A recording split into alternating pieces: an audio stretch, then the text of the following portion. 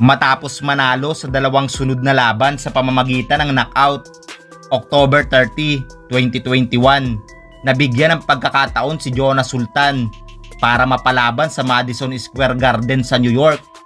Tatangkaing kunin ang bakanteng WBO Intercontinental Bantamweight title kontra sa magaling na boksingero ng top rank, ang bata ni Bob Arum, na merong undefeated record na 14 na panalo, walang talo.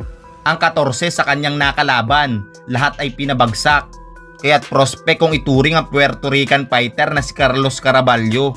Kung record nga po ang titingnan, siguradong ang panalo ng ating kababayan ay mahirap makuha.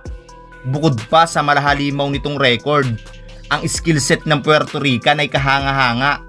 Magaling magboxing pero hindi nga po nagpasindak ang ating pambato na si Jonas Sultan.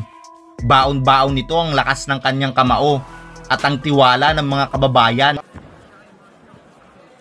You can't beat him, join him, I guess.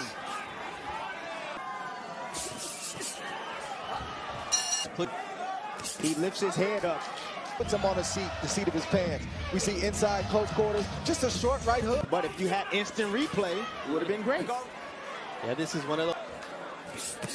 Oh, he hurt right there. Fighting rings. His philosophy for this fight was winning round by, I'm going to take it. That's what he said.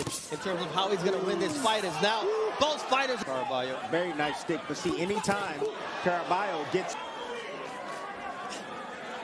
The one thing that's improved too in Jonas Sultan, his defense. He fakes with the right, and there's always an answer to what Caraballo has, and that left chin.